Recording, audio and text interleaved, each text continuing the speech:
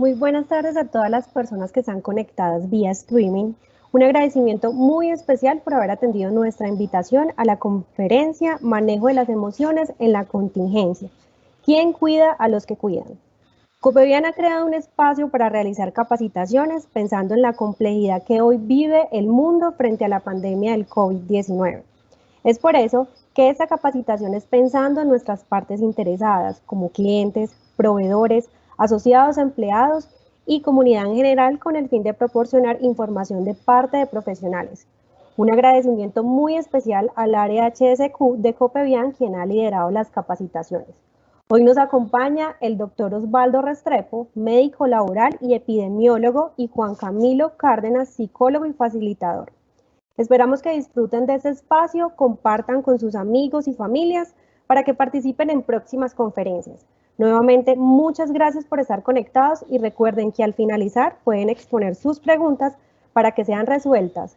Los dejo con el doctor Osvaldo y Juan Camilo. Buenas tardes. Buenas tardes, Paula. Un agradecimiento a Copevian por la invitación. Nos sentimos muy complacidos de estar en este espacio creado por Copevian para todas sus partes interesadas, sus grupos de interés. Vamos a estar compartiendo hoy un tema muy importante relacionado con las emociones. Lo hemos llamado manejo de las emociones en la contingencia. ¿Quién cuida a quién? Les recuerdo que yo soy Jorge Osvaldo Restrepo Villa, médico, especialista en gerencia de salud y seguridad, especialista en alta dirección estratégica con maestría en epidemiología, maestría en sistemas de gestión y maestría en riesgos. Yo quiero estar seguro que están viendo mi pantalla inicial de la presentación. Sí, don Osvaldo, pero si quieren la pueden maximizar ya toda la presentación para que se vea mucho mejor. Ok, ahí está. Sí, señor. Perfecto. Ok. Bueno, vamos a hablar esta tarde de manejo de las emociones y les recuerdo que vamos a estar compartiendo este espacio con el doctor Juan Camilo Cárdenas, psicólogo. Me va a corresponder a mí plantear cómo es el inicio de las emociones que hoy se viven en medio de una contingencia. Y para eso es preciso recordar algo de lo que vimos la vez anterior.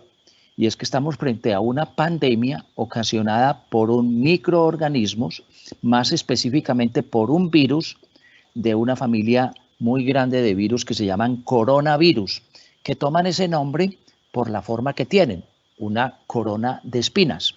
Esa corona de espinas son salientes del virus que están constituidas de proteínas y que tienen la facultad o la posibilidad de generar contacto con las células humanas en el aparato respiratorio, haciendo posible entrar a esa célula y generando nuestro mayor daño, que es sacar copias y copias para mandarlas a células vecinas.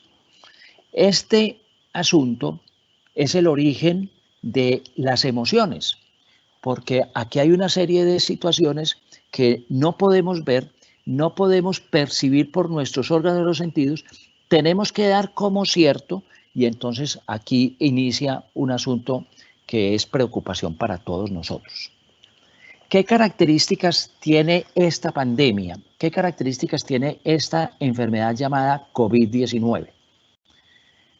Una enfermedad producida por un virus, como acabamos de decir, el SARS-CoV-2, y adicionalmente extendida por el mundo entero, y a eso se debe el nombre de pandemia. Pandemia significa infección que ataca a todos los continentes y a la gran mayoría de los países, hoy presente en 185 países del mundo entero.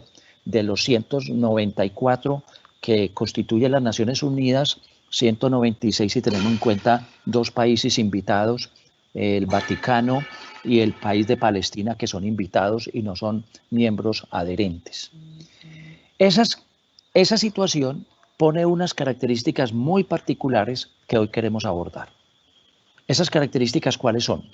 Primero, estamos ante un hecho disruptivo, una situación que copa toda la atención de toda la humanidad.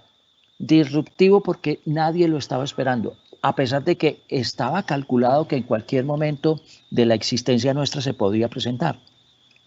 Nosotros hemos tenido mucho más de 100 pandemias en el mundo entero en la historia de la humanidad. En los últimos 100 años hemos tenido una, esta sería la segunda. Y eso nos pone a las claras ante un hecho que es posible. En un mundo global todavía es más importante entender que los hechos disruptivos pueden hacer presencia en cualquier momento. En las infecciones, ¿qué es lo que se necesita para que se constituya en un evento generalizado? Se necesita un agente transmisor, en este caso el SARS-CoV-2, el virus. Se necesita unas personas que lo porten, pudiendo desarrollar o no la enfermedad, y se necesita la capacidad de que unas personas se lo trasladen a otras personas. Hay otras pandemias donde los animales, por ejemplo, también han jugado un papel importante ayudando a fundamentar ese asunto para todos nosotros. Yo creo que ese hecho disruptivo tiene que ver mucho con la idea de que nos da dificultad hacernos a lo que está pasando. Nos da dificultad entender lo que está pasando. Segunda característica. Esto constituye una novedad en todos nosotros. Todos los que estamos conectados en este momento no vivimos la pandemia de los años de inicio del siglo XX, la pandemia de la gripa española, que curiosamente no se origina en España, se origina en Estados Unidos, pero fueron los españoles los más afectados posteriormente. Y tomó el nombre de gripa o pandemia española porque afectó enormemente ese territorio del mundo entero, pero se comunicó a los demás países. Y como ninguno de nosotros tuvo esa experiencia anterior, nuestro cerebro está condicionado a mirar aquello o que está en la memoria o que está allí en el intelecto y que puede ser recobrado en cualquier momento. Esta primera experiencia de una pandemia y adicionalmente el hecho de que hemos vivido muy pocas epidemias en carne propia, que recordemos el HIV o el SIDA, que recordemos la famosa gripa H1N1, que recordemos la peste porcina, pero pare de contar. Y entonces estamos ante hechos novedosos, que todavía distancian más la posibilidad de comprensión. Tercero, estamos, eso sí, ante consecuencias incalculables, tanto para la salud de las personas, como para la economía, como para la sociedad. Esto transformará las sociedades, tanto desde el punto de vista de posibilidades reales, como desde el punto de vista de posibilidades que todavía no conocemos y no sospechamos. Y hay una cuarta característica. Definitivamente, en el pasado no nos preparamos para lo que estábamos viviendo hoy. Y ese hecho también explica el por qué se generan una serie de emociones que hoy necesitamos ventilar, que hoy necesitamos conversar para, por un lado, entenderlas mejor, pero por otro lado, poderlas afrontar de mejor manera. Las consecuencias de esas cuatro situaciones anteriores son estas. En primera instancia, hay una perplejidad, y yo creo que todos vivimos perplejidad entre el 31 de diciembre que nos dijeron hay una nueva infección en el mundo y por lo menos hasta la primera quincena del mes de marzo, cuando en Colombia el 6 de marzo apareció el primer caso. Y cuando vimos el número de infectados en el mundo en 3 meses y nos dijimos la realidad, y es podemos estar en esta situación. Y esa perplejidad es posiblemente el primer punto de la generación de una serie de emociones que vamos a empezar a aceptarlas. Un segundo paso lo constituye la negación. Eso no es con nosotros, eso no va a llegar a Colombia, eso tendremos algunos poquitos casos. Bueno, ya hoy tenemos más de 200.000 casos en Colombia. Ya hoy tenemos cerca de 4 millones de casos en el mundo. Y eso ya está diciendo a las claras que esto no es que de pronto nos cobije, sino que ya está aquí, está haciendo mella, tenemos una curva ascendente de casos innegable y entonces ya nos queda difícil la negación. Y entonces ahora podríamos decir que se apodera de nosotros el miedo. Yo puedo ser infectado, yo puedo estar dentro del 20% de los que se agravan, de pronto ojalá que estuviera en el 80% de los que experimentan una gripa y salen rapidito de eso y quedan con defensas afortunadamente. Pero estaré yo entre el 20% y eso empieza a generar miedo. O yo estaré dentro del 5% que se va para una unidad de cuidados intensivos, o yo podré estar entre el 1, el 2 o el 3% de mortalidad que puede estar ocurriendo en nuestro país con esta enfermedad. Ese es el asunto fundamental que nos explica las emociones que se están generando con ocasión de esta pandemia. Posteriormente, y sobre todo para algunos, no para todos, empezamos a vivir un proceso de aceptación de la enfermedad.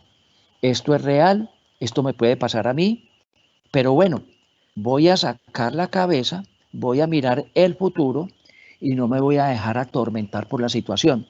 Y esa aceptación hace que las personas se pongan en camino de construir su futuro.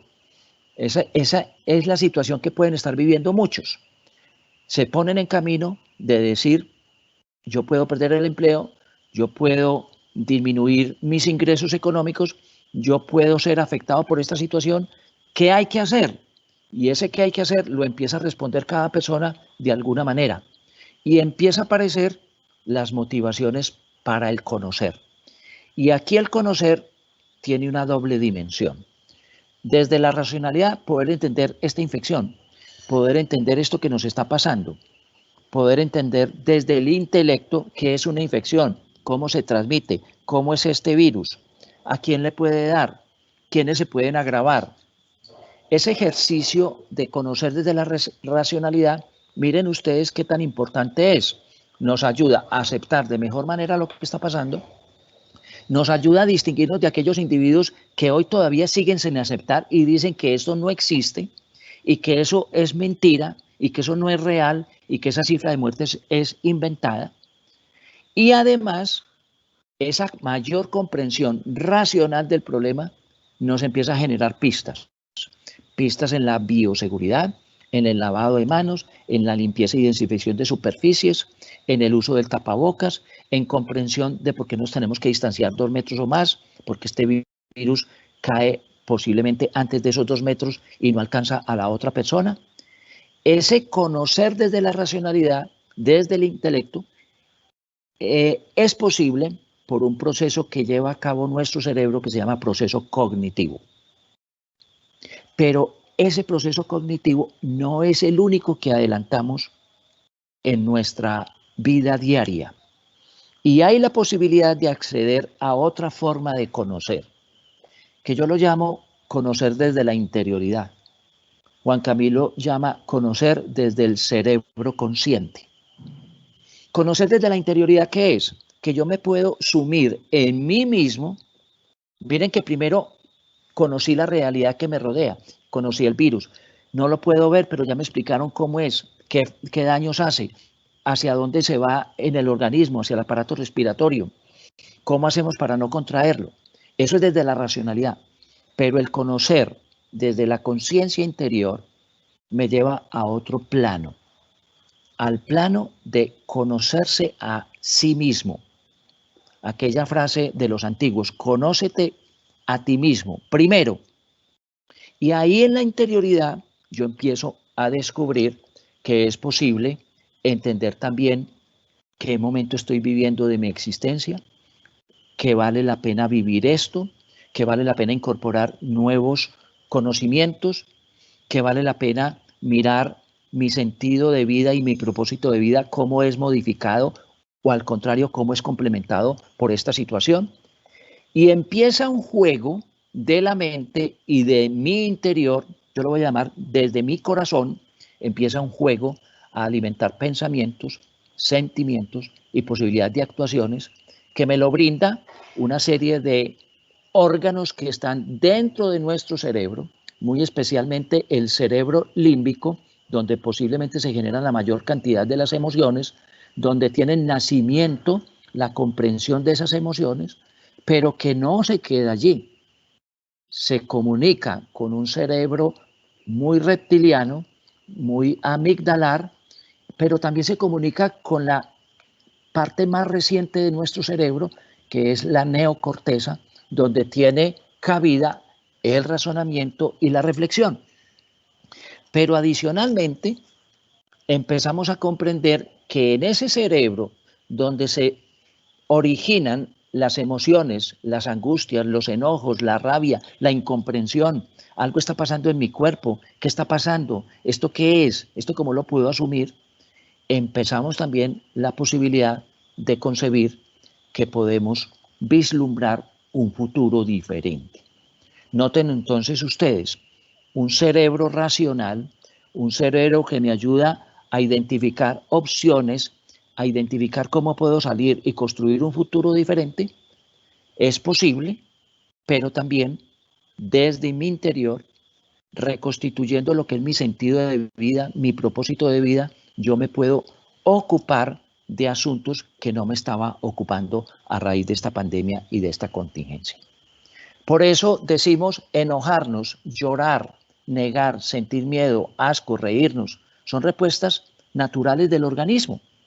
Pero a esas respuestas naturales del organismo nosotros podemos responder con una serie de comprensión de la realidad que nos circunda y sobre todo una mayor comprensión de nosotros mismos. Hoy tenemos que identificar qué es un virus, realidad que nos circunda. Podemos identificar cómo es el virus, podemos comprender cómo lo podemos atacar y también nosotros cómo nos podemos defender. Lo veíamos la vez pasada. Podemos identificar por la racionalidad cómo se transmite de persona a persona o a través de superficies y cómo ingresa a nuestro cuerpo.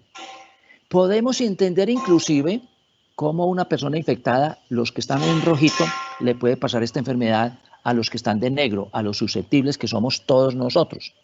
Y comprendiendo eso, empezamos a ver opciones para salir adelante y manejar estas situaciones. Y podemos comprender qué hace en el organismo, qué hace en los pulmones.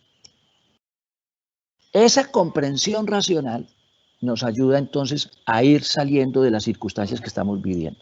Y podemos salir mediados por la conciencia, transformando la negación, aceptando el cuidado, aceptando las nuevas opciones de construir cuidado entre nosotros, aceptando el miedo, el estrés, la ansiedad, la depresión, pero fundamentalmente sacando la cabeza, mirando el futuro y mirando o cómo nos reinventamos o cómo hacemos de este episodio de la humanidad una mejor comprensión de lo que somos y de lo que nos rodea. Entonces surge un reto para ir terminando mi participación y darle cabida a Juan Camilo. El reto es, somos capaces, ayudados por la razón y ayudados por el corazón, a construir una cultura nueva que se llama del cuidado, que se asoma hoy como una opción fundamental para la vida, no para paliar esta pandemia, sino como una apuesta de futuro de largo plazo. Cultura del cuidado que pasa por la comprensión del hecho que desencadena esta pandemia, que pasa por la razón, que contribuye a la comprensión, esa razón, pero también la posibilidad de adentrarme en mí mismo, conocerme mejor, mis potencialidades y con ello entender mejor la realidad que vivimos, pero también lo que yo puedo hacer de este momento.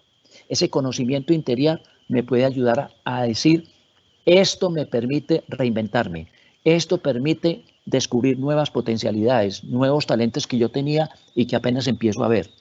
Ese autoconocimiento aflora ahora para construir cultura de cuidado y ayudar a cuidar a mí mismo con mi dieta, con el ejercicio, con la meditación, con el descanso, con el sueño reparador. Me ayuda a cuidar a los demás, a los de mi familia, a los próximos, a mi pareja, a mis compañeros de trabajo. Y somos capaces incluso de vislumbrar que se llegó el momento de cuidar el planeta, que estábamos aplazando el cuidado del planeta. Entonces estamos trascendiendo del autocuidado al nos cuidamos y posteriormente a cuidar de todo lo que existe, de todo lo que nos rodea, como un asunto fundamental. Y miren cómo podemos transformar emociones. Podemos nosotros cuidar a los que cuidan. Hasta aquí mi participación y voy a quedar muy atento a todas sus preguntas e inquietudes y quiero darle la bienvenida a Juan Camilo Cárdenas para que nos ayude a complementar esta visión. Adelante, Juan Camilo. Osvaldo, muchas gracias ahí por la apertura. Les agradezco a las 47 personas que están conectadas en este momento. Es para mí un placer hacer este segundo momento en el cual precisamente Osvaldo, pues precisamente tiene la posibilidad de darnos la apertura y de podernos contar de qué se trata este asunto y cómo tener la gran oportunidad de poder gestionar nuestras emociones en tiempos de contingencia, en tiempos de pandemia. Yo como psicólogo, con formación en atención psicológica en emergencias y desastres, especialista en adicciones y con toda la disposición de que este ejercicio pueda ser muy nutritivo, voy a dar continuidad a lo que Osvaldo nos acababa de decir. Y es que es de mucho interés observar cómo podemos vivir o en un cerebro automático o cómo podemos vivir en un cerebro consciente. De eso me voy a amparar en este momento con la intención de que ustedes al otro lado puedan generar interacción conmigo y que tengamos la oportunidad de construir todos juntos. Entonces, voy a proceder en este momento a compartir la pantalla con una intención clara y es que en ese compartir pues tengamos la posibilidad también de generar interacción. Entonces, voy a irme por acá para compartir y en este momento vamos a empezar con el cerebro y las emociones. Cómo los seres humanos, desde nuestro cerebro, tenemos la oportunidad de facilitar que nuestras emociones las podamos reconocer y a su vez tengamos la posibilidad de reconocerlas en los demás. Osvaldo hablaba ahorita de un concepto muy bonito y es de la interioridad. En este momento, como yo interiorizo, que tiene que ver con el asunto del cerebro consciente, la capacidad de mi cerebro consciente me facilita reconocer mis emociones y reconocer las emociones del otro. Un dato muy interesante, nuestro cerebro es capaz de reconocer más fácil las emociones positivas que las emociones negativas. Nuestra emoción siempre está en función del otro. Entonces, siempre tiene la gran oportunidad de poder reconocer mejor las emociones positivas. Juan Camilo, un ejemplo. Usted ingresa a un autobús, va caminando por medio del pasillo, usted empieza a recorrer con su visión el autobús y solamente se detiene y le provoca sentarse en un lugar donde exista alguien que, por ejemplo, le brinde una sonrisa. Es decir, su cerebro y el mío detecta las emociones positivas y al detectar las emociones positivas tiene la oportunidad de generar empatía con los demás. Distinto con las emociones negativas. Esto es de mucho interés para todos los que estamos aquí conectados, porque resulta que ustedes y yo, cuando hacemos conciencia de eso, se nos facilita ir más allá, pero cuando no lo hacemos, es probable que no tengamos la oportunidad de poder tener conexión ni con nosotros ni con los demás. ¿Cómo lo vamos a llamar en este espacio en relación a lo que Osvaldo nos estaba diciendo? Ese asunto de reconocer, en ese asunto de entender, vamos a llamarlo funcionar desde cerebro automático y funcionar desde cerebro consciente. Vamos a verificar qué significa el cerebro automático y qué significa el cerebro consciente. ¿Qué les voy a pedir yo en este momento? Vamos a hacer un ejercicio rápido desde donde ustedes están conectados y ese ejercicio les voy a pedir que en este momento puedan observar la imagen y posterior a la imagen pues puedan contarme qué fue lo que captaron. Yo lo voy a dejar simplemente 5 segundos para que ustedes puedan con el cerebro automático pasar de cerebro automático a cerebro consciente, que su cerebro y el mío tenga la oportunidad de mirar la imagen, no quedarse en automático, sino tener la posibilidad de poder pasar a consciente, que facilita mucho más. Entonces, definitivamente, yo les voy a pedir que ustedes puedan observar esta imagen y a partir de esa imagen poder centrar y pasar de automático a consciente. Lo van a entender a continuación. 5 segundos de imagen, ustedes lo miran y posteriormente van a verificar cuál es la imagen que pudieron captar. Mi apuesta es que usted pueda transformar desde el automático al consciente. ¿Preparado todo el mundo? Luces, cámara, acción. 1, 2, 3, 4, 5. Me devuelvo. ¡Ay, Juan Camilo, qué fue lo que yo acabé de ver! Sí será.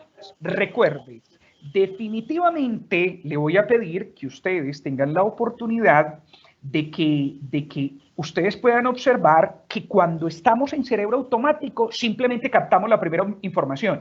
Nos decía ahorita Osvaldo, El cerebro consciente tiene que ver con la corteza prefrontal, el neocórtex que está aquí.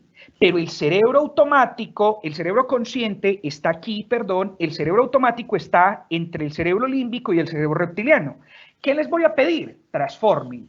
Para este momento, tener la oportunidad de transformar es que al principio usted vieron esta imagen y decía, ay, ve, no era lo que estaba pensando. ¡Ah! Mira, no era no, era cuelo. Pasó de automático a consciente. Juan Camilo, ¿ese es el único elemento? No, el único elemento no es.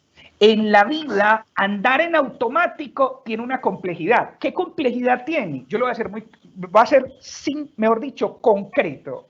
Cuando usted anda en automático, solamente piensa en usted. Cuando usted anda en consciente, fuera de pensar en usted, piensa en los demás. Por eso andar en automático es quedarse con la primera información y andar en consciente es tener la oportunidad de poder transitar y de poder pensar en usted y pensar en los demás. Siguiente. Juan Camilo, ¿qué dice ahí? 5 segundos. 1, 2, 3, 4, 5. Verifique el mensaje, lo retiro. Recuerde, no se va a quedar en automático, va a llevarlo de automático a consciente. Definitivamente, ustedes y yo lo vamos a observar y es cómo cambiar de automático a consciente. Voy nuevamente. El automático dice, mi cuerpo, mi decisión, únete conmigo. Dice, ay, mira, yo la primera vez leí aborto. Ay, ¿será que estoy muy en automático? Es probable que la primera vez haya leído aborto. Y no dice aborto, dice alboroto. Parte de que ustedes y yo, ahorita Osvaldo lo mencionaba, y es que tanto interiorizamos para que no salga en automático, sino que tener la posibilidad de que salga de forma consciente. Al salir de forma consciente, se nos facilita a ustedes y a mí dar mayor lectura, reconocerlo en nosotros y reconocerlo en los demás. Vuelvo e insisto, un ser humano que anda en automático no se ocupa de los otros, se ocupa solo, a veces, de él. Pero un ser humano que esté en consciente se ocupa de él mismo y es capaz de ocuparse de los demás.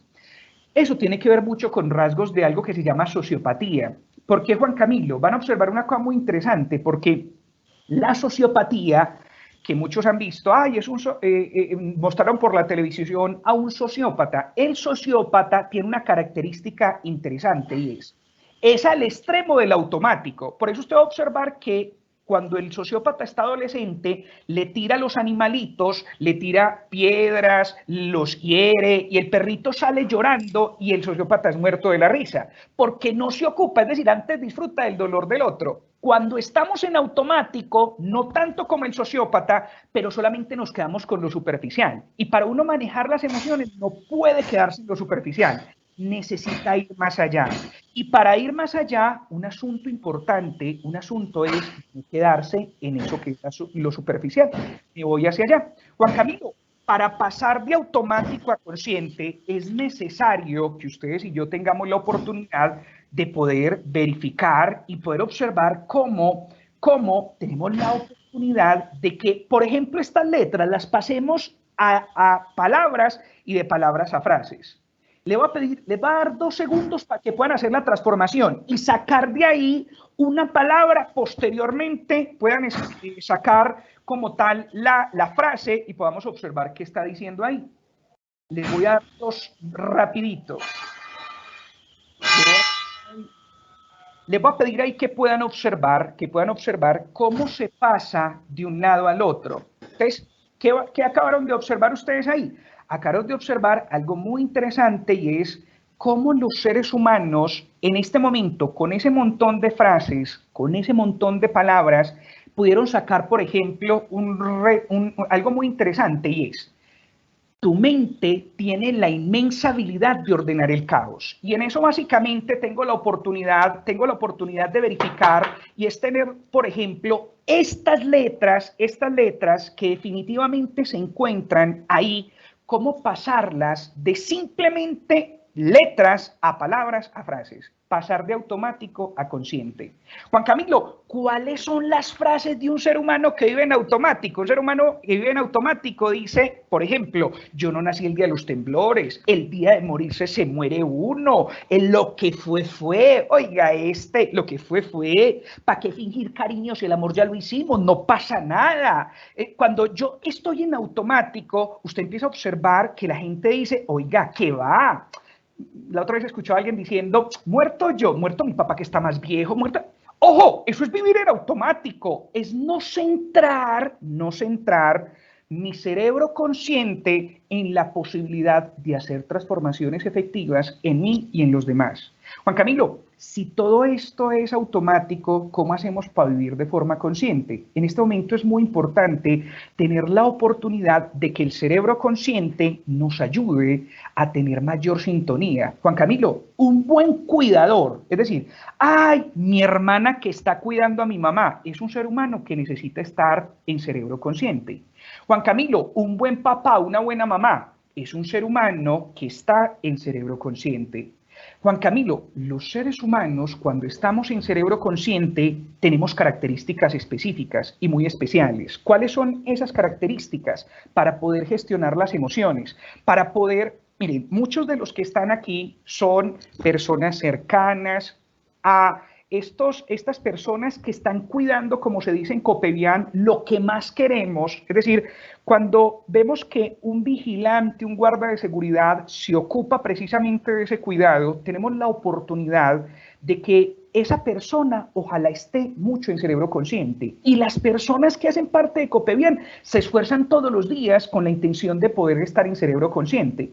Y el cerebro consciente me permite cuidarme y cuidar a los demás. Ese es el primer dato. Eso hace un cerebro consciente. Otro dato, y es resiliente, flexible y creativo. Juan Camilo, ¿cómo así que resiliente? La típica, y aprovechando aquí que hoy tenemos camarita, y es la típica. ¿Qué es la resiliencia? Mi cerebro, mi manera de ser y de existir, muchas veces, esta pelotica nos habla de la resiliencia, hace que básicamente la resiliencia se represente de esta manera. Y es que muchas veces este material es un material resiliente, como la espuma.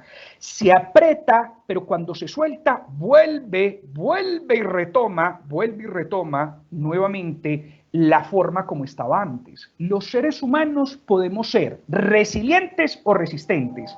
Cada uno escoge y es ¿cómo, qué tanto querés? Y es ser resiliente o ser resistente. Yo me canso de contar esta historia porque me parece una historia muy bonita de lo que pasa, por ejemplo, de lo que sucedió en el eje cafetero. En el eje cafetero, la Universidad de Caldas pudo detectar que después de que apareció, por ejemplo, el terremoto del eje cafetero, había gente resiliente y había gente resistente.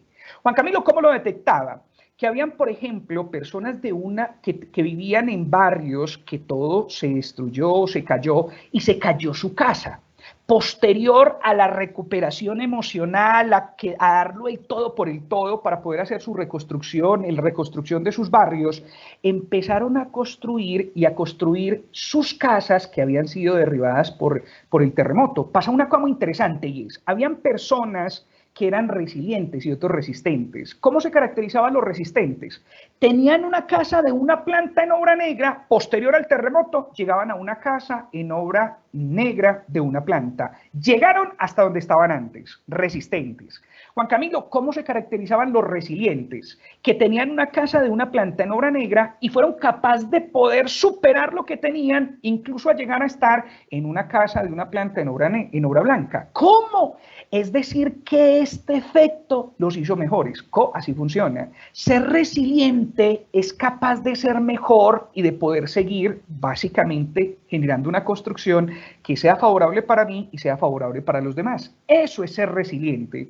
Cuando un ser humano es resiliente, tiene la gran oportunidad de ser flexible y de ser creativo. Así funciona la resiliencia. Adicionalmente, tiene límite. Juan Camilo, ¿cómo así que límite? Sí, cuando usted tiene límite, usted es capaz de decir, ve, a mí me encanta estar con esta persona porque me hace crecer, pero esta otra, ¡ay!, me roba la energía. Por eso me hago muy cerquita de los que me ayudan a crecer, pero me alejo de los que me roban energía. Por eso, en un cerebro consciente, usted empieza a observar que hay empatía, usted siente y quiere ayudarle al otro. Eso funciona con el cerebro consciente. El cerebro consciente, al tener límite, dice, yo que trabajo con el tema, por ejemplo, de conductas adictivas, con el tema de adicciones, muchas veces me centro precisamente y le digo a las mamás, le digo, vea mamá, usted tiene un hijo que tiene una adicción, perfecto. Usted lo ama mucho, usted lo quiere muchísimo, pero la necesito en cerebro consciente si usted quiere que ese muchacho empiece a pensar en tratamiento para eso. ¿Cómo? Así es. Mamá, si usted vive en automático, toda la plata, toda la manipulación emocional, todo para él. Y por tanto, él no va a sentir, no va a haber necesidad de que exista transformaciones. Vivir en cerebro consciente es decirle, hijo, yo lo amo muchísimo, lo quiero muchísimo, pero yo no me voy a ir con usted hacia ese mundo donde usted se quiere ir. Yo lo acompaño si usted se deja acompañar, si no, chao papito, usted se va solo.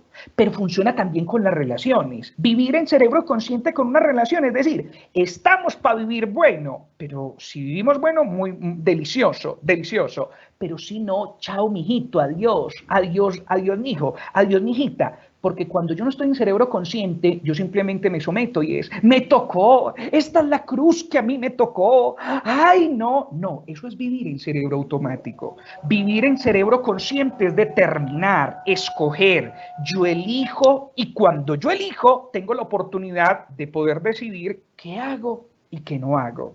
Vivir en cerebro consciente es hacerse cargo de gestionar sus propias emociones. La vez pasada, los que estuvieron en el encuentro anterior, decíamos, usted definitivamente es un ser humano que puede gestionar y puede gestionar ese estrés, puede gestionar ese miedo. Juan Camilo, podemos gestionar en cualquier momento nuestras propias emociones. Cuando los seres humanos gestionamos nuestras emociones, tenemos la oportunidad de poder transformar y de salir adelante. Juan Camilo, lo hacemos en nosotros y podemos hacerlo en los demás. Revise estas 4 cosas. Usted está cuidando a alguien. Revise estas 4 cosas para verificar si usted lo está haciendo en automático o inconsciente. Usted en este momento quisiera seguir fortaleciendo el vivir en consciente. Trabaje en cuidar y cuidarle a los demás. En ser resiliente, no resistente. Juan Camilo, tuve un duelo, perfecto. Después de ese duelo, ¿usted es resiliente o resistente? ¿Salió mejor o salió igual? ¿Usted después de COVID-19 es el mismo o se transformó positivamente? Se hace cargo de gestionar sus emociones. Juan Camilo, ¿qué recompensa le va a dar su cerebro? Se los presento a continuación. Este GIF que están viendo en este momento en pantalla, a mí me llama mucho la atención porque nos muestra cómo las emociones, cómo los estados de ánimo, lo que aparece afuera está directamente relacionado con lo que está por dentro. Quiere decir que aquí ven dopamina, serotonina y oxitocina. Juan Camilo, ¿qué es eso? Son neurotransmisores que me están expresando a nivel químico cuál es mi comportamiento. Explíquese, Juan Camilo, se lo explico. Dopamina, todo lo que tiene que ver con placer. Cada vez que usted ve Netflix, dopamina. Cada vez que usted come, dopamina. Cada vez que usted tiene sexo, dopamina. Montar en tribilí, dopamina. Cuando usted observa lo que genera placer, está liberando dopamina. Juan Camilo, ¿necesario? Sí, pero hay que regularlo. Si usted no lo regula, se enreda. Juan Camilo, quiere decir que como no estoy regulando, voy demasiadas veces al baño, demasiadas veces a la nevera, demasiadas veces, entonces es que usted no está regulando la dopamina. Demasiadas series en Netflix, demasiado conectado en redes sociales, no está controlando la dopamina. Juan Camilo, serotonina, oxitocina. Serotonina representa felicidad, mucho más de tranquilidad, y oxitocina representa lo que ustedes y yo conversamos la vez pasada también, y es esa hormona llamada la hormona del amor que hace que ustedes y yo pues sintamos cercanía por los demás y podamos gestionar mucho de lo que nos sucede. Entonces aquí viene un reto para usted y para mí, y es, Juan Camilo, ¿qué aparece ahí? Amor, todas están arriba. Felicidad, sube serotonina, baja dopamina, baja oxitocina. Ansiedad, sube dopamina, baja serotonina, baja oxitocina. Depresión, sube dopamina, un poquito serotonina y otra oxitocina. Conclusiones a grandes rasgos, y es, Juan Camilo, cuando hablamos de felicidad, usted y yo hablamos también de límite. Juan Camilo, cuando se desborda la dopamina y las otras dos se bajan, nos enredamos, aparece ansiedad o aparece depresión u otros trastornos del estado de ánimo. Conclusiones hasta este momento: controlar la liberación de dopamina y hacer lo posible para liberar más serotonina y liberar más oxitocina. Pregunta del millón. Muchas veces la gente dice, Juan Camilo, ¿y dónde conseguimos oxitocina, serotonina? ¿Dónde? ¿En la placita de flores? ¿Dónde? ¿En Carulla, en el Éxito? ¿A quién le encargamos? Definitivamente necesitamos que ustedes y yo tengamos la oportunidad de liberarlo naturalmente. Dato: oxitocina, conocida como la hormona del amor, encargada de la excitación sexual, lazos maternales, aumento de confianza y reducción del miedo social. Eso hace parte de la oxitocina. Juan Camilo, eso hace parte. Recuerden que esa oxitocina transforma. Serotonina es un neurotransmisor encargado de inhibir el enfado y la agresión y está involucrada en el amor, el sueño y la sexualidad. Dato adicional: endorfina, nombrada como la anestesia natural del cuerpo, proteína generada por el cerebro que provoca una sensación de bienestar. Mira, estas tres, usted podría escuchar, la gente dice, entonces que sea noni, que sea moringa, que sea yacón, ginkgo biloba japonés, que sea embrión de pato, que sea fruta aguacate hervida, que sea caléndula, que sea... Definitivamente, para poder verificar que esto se necesita desarrollar, les voy a contar algunas actividades que ustedes y yo podemos hacer en la cotidianidad que hablan de que yo estoy en cerebro automático. Juan Camilo, ojo, si estoy demasiado en cerebro automático, la dopamina es la que va a mandar la parada. Estoy aburrido, me voy a ver televisión. Estoy aburrida, me voy a porque quiero seguir comiendo más. Ojo, si yo estoy inconsciente, estas tres son las que están dirigiendo mi vida. Estoy liberando oxitocina, estoy liberando serotonina y estoy liberando endorfina. Juan Camilo, ¿cómo aumentar la liberación de estos neurotransmisores del bienestar? Voy cerrando con esto por si van teniendo dudas, preguntas o inquietudes. Resulta que aquí hay 3 elementos y cada uno actividades. Resulta que usted le puede tomar la foto, para poder verificar de estas 9 actividades que equivalen al reflejo de mis emociones, cuántas estoy haciendo en la cotidianidad. Me voy para esto. Voy a empezar con oxitocina. Meditar ayuda a liberar oxitocina. Cantar y escuchar música ayuda. Realizar actos de generosidad ayuda. Otro dato adicional: serotonina. Socializar saludablemente ayuda. Compartir en familia ayuda. Recordar momentos felices ayuda. Actividad física ayuda. Sueño reparador, buen humor y sonreír con regularidad. Todo esto ayuda. Por eso para ustedes y para mí es central el hecho de poder observar, ¿estoy en automático o estoy inconsciente? Si estoy en automático, ¿qué voy a hacer para poder pasar a vivir en consciente? A interiorizar, a poder verificar que cuando yo estoy en automático no me ocupo mucho de mí ni me ocupo mucho de los demás. Cuando yo estoy en consciente, se me facilitan mucho más las cosas. Juan Camilo, en este momento es muy importante pensar en nosotros, pensar en los demás. Miren lo que dice aquí, vea, realizar actos de generosidad para liberar oxitocina. Eso ayuda a que ustedes y yo tengamos mayor sintonía con los demás. Voy a pasar en este momento aquí a que podamos observar y conversar, pues si tienen dudas, preguntas o inquietudes, hablar precisamente de esas preguntas, porque básicamente cuando estamos los seres humanos en consciente, nos ayudamos a nosotros mismos y facilitamos ayudar a los demás. Y principal intención, vivir de manera consciente, porque cuando vivimos de manera consciente tenemos la oportunidad de poder chequear. Me lavé las manos, tengo el tapabocas y cuando existe control, lo veíamos la vez pasada, hay control, sensación de control, mi cerebro me está premiando, generándome mayor tranquilidad. Voy a, en este momento, por acá, a dejar de compartir, voy a darle el paso a Paula con la intención de que nos cuente si existen preguntas, dudas, inquietudes para poder resolver. Claro que sí, doctor Juan Camilo. En el momento no tenemos preguntas. Invitamos a todas las personas que están conectadas en este momento, nos envíen sus inquietudes, sus preguntas y pueden escribirnos en el chat que aparece en el lado derecho de la pantalla. Por ahora, doctor Juan Camilo y don Osvaldo, ¿nos podría regalar una reflexión corta para el cierre de la conferencia mientras van llegando preguntas? Bueno, muy bien. Quiero constatar que me están escuchando bien. Sí, señor, lo estamos escuchando. Ok, yo los quiero dejar con 3 ideas para profundizar.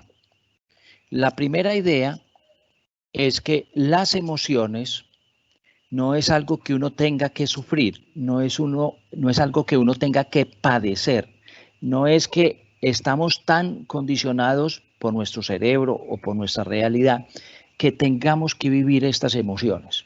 Es fundamentalmente un asunto de actitud frente a la vida. Si bien es cierta la pandemia, si bien es cierto el COVID está aquí, el COVID no, el SARS-CoV-2 produciendo el COVID-19, si bien es cierto que la realidad que nos acontece hoy es diferente de la que teníamos anteriormente, nosotros podemos hacer de esta experiencia un asunto absolutamente diferenciador en la vida de nosotros. Segundo, es ponernos en camino de construir posibilidades. Las circunstancias que nos rodean, el hecho disruptivo no significa que necesariamente tiene que tener connotaciones negativas. Lo dijo Juan Camilo, cuando una persona en una casa en obra negra es capaz, en la peor situación del momento de su existencia, convertirla en obra blanca. Eso mismo nos tiene que poner a pensar a nosotros. Es hora, creo yo, de mirar el interior y sacar el mejor provecho de la mejor versión de nosotros. Y tercero, para las organizaciones, para el mundo que vivimos, es necesario que esto lo trabajemos con todo el mundo. No solamente hacer un esfuerzo de trabajo personal, individual, sino que lo abordemos con nuestros trabajadores.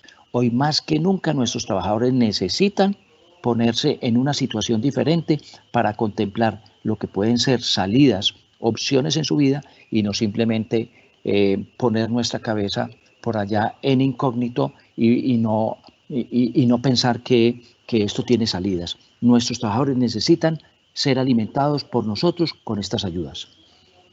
Juan Camilo.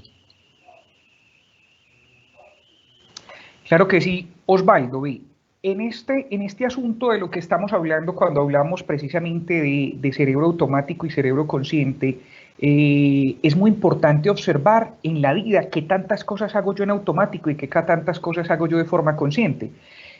Yo me estoy bañando en automático o inconsciente. Cuando estoy conduciendo estoy en automático o lo estoy haciendo de forma consciente. Cuando yo veo que la otra persona llora, por ejemplo, lo estoy haciendo, estoy acercándome de donde el otro de forma automática o de forma consciente.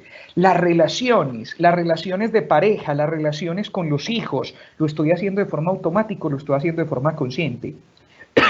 Perdón. Cuando hablamos de que quien cuida a los que cuidan, también es muy interesante observar y es qué tanto me cuido yo para poder cuidar a los demás.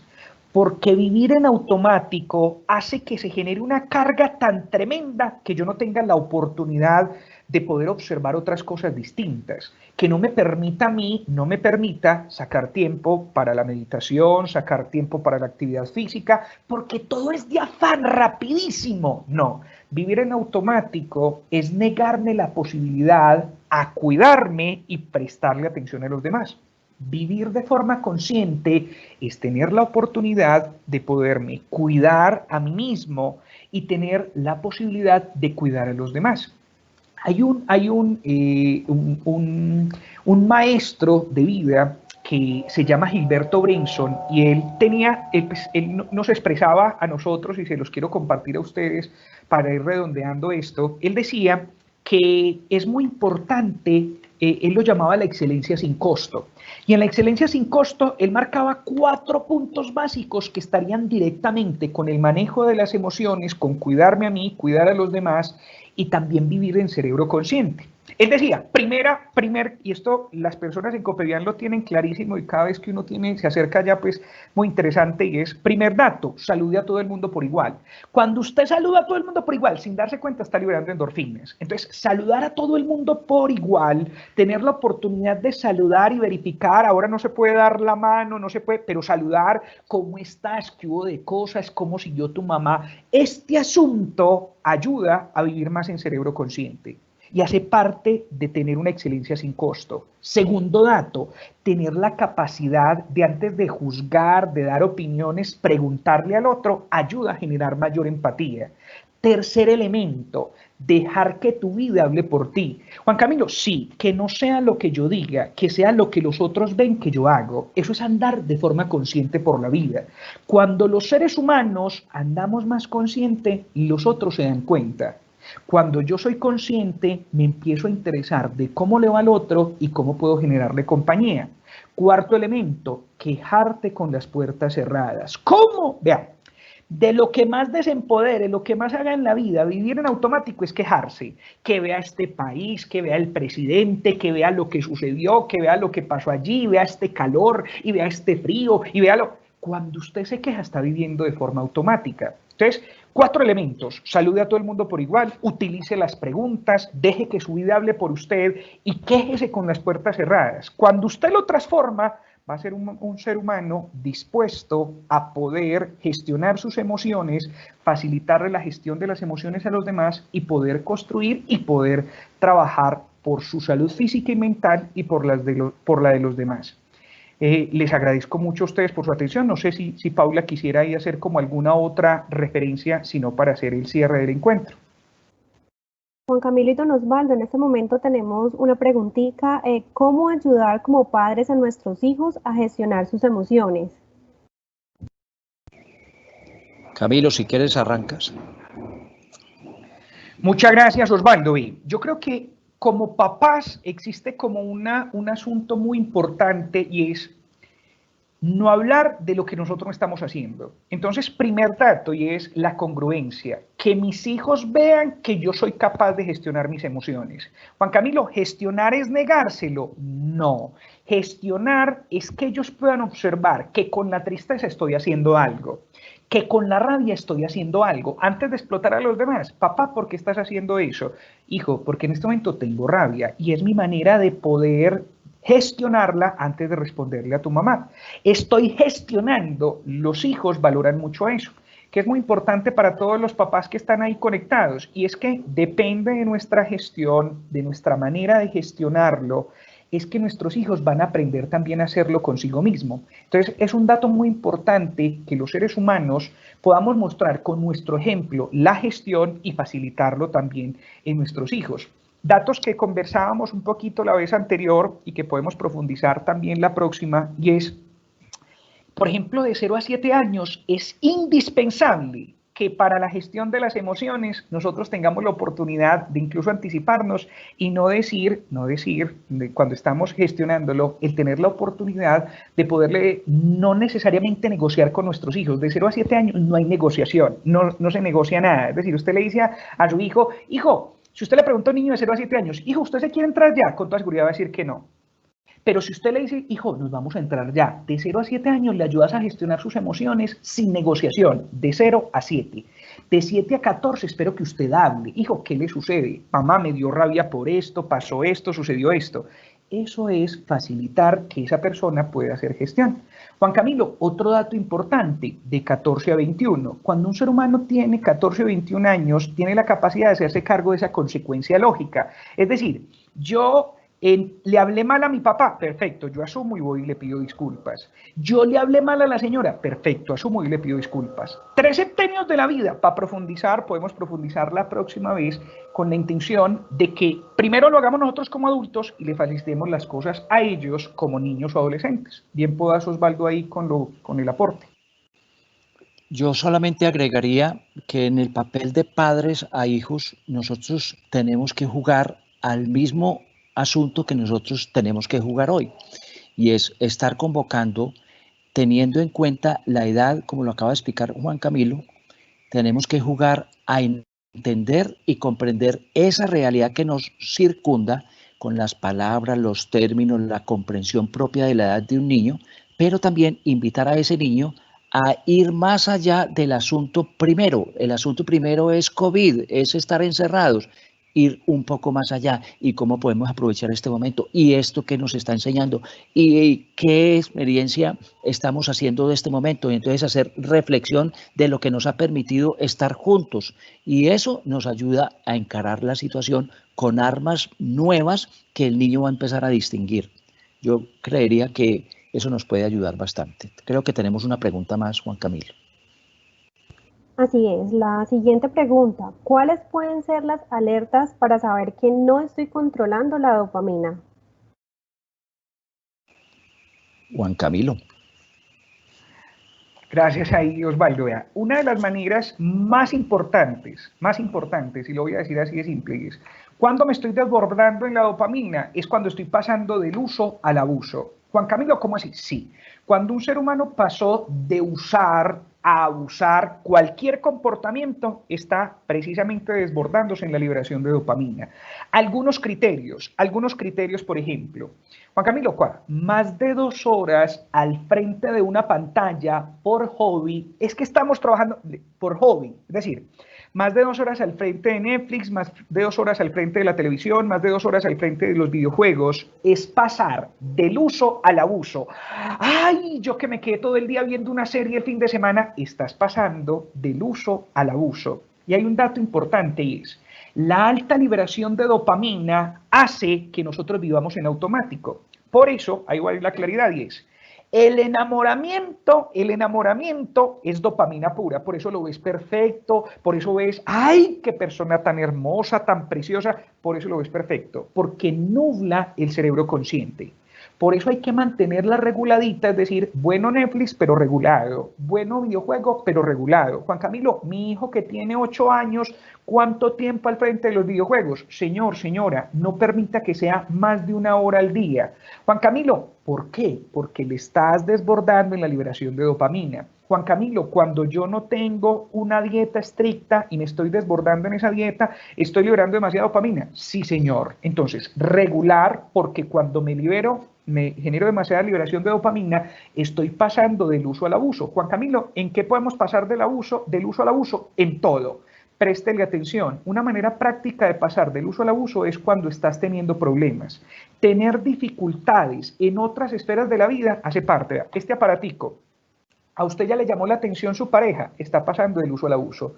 Usted le llamaron la atención su familia, que demasiado de este aparato, pasando del uso al abuso. Usted está pasando, por ejemplo, se está acostando más tarde a partir de estar en este aparato, pasando del uso al abuso. Ojo con la dopamina. Tiempo das ahí, Osvaldo, para... Muy bien, Juan Camilo. No, yo solamente agregaría una cosa. Y dominar y no pasar al abuso significa estar en estado de presencia, estar en el ahí y en el ahora, en estado de disfrute de todo el momento presente, para que yo obtenga la capacidad de evaluar cuándo estoy pasando del uso al abuso. El estado de presencia, el estado de conciencia es el que le da a uno la posibilidad de mirar cuando estoy excediendo y cuando me estoy dejando dominar por mi cerebro y yo no estoy contemplando mi mente y no estoy contemplando el cerebro, sino que es el cerebro el que me contempla y me maneja a mí. Ahí está la gran diferencia del estado dopaminérgico, como lo llamamos nosotros. Bueno, muchas gracias por mi parte, por haberse conectado, por estar aquí presentes y recuerden que tenemos una cita semanal. Los esperamos el próximo miércoles. Juan Camilo, Paula, sus despedidas. Osvaldo, muchas gracias a ti por la compañía aquí en el desarrollo de este ejercicio. Muchas gracias a Copevian, muchas gracias a las personas que se conectaron en este espacio. Ha sido un placer el poderlos acompañar y esperamos que nos puedan acompañar también la próxima semana. Saludos, espero que tengan una feliz tarde. Bien puedas, Paula. Muchas gracias, doctor Osvaldo y Juan Camilo, por brindarnos esta capacitación. Agradecemos nuevamente a todas las personas que se conectaron y los invitamos al próximo miércoles 29 de julio a un nuevo streaming y el tema de la conferencia será liderazgo reconstructivo ante la crisis. Quienes no alcanzaron a visualizar toda la transmisión podrán encontrar en nuestro canal de YouTube los videos de las conferencias que se han realizado hasta el momento. Los esperamos. Feliz tarde.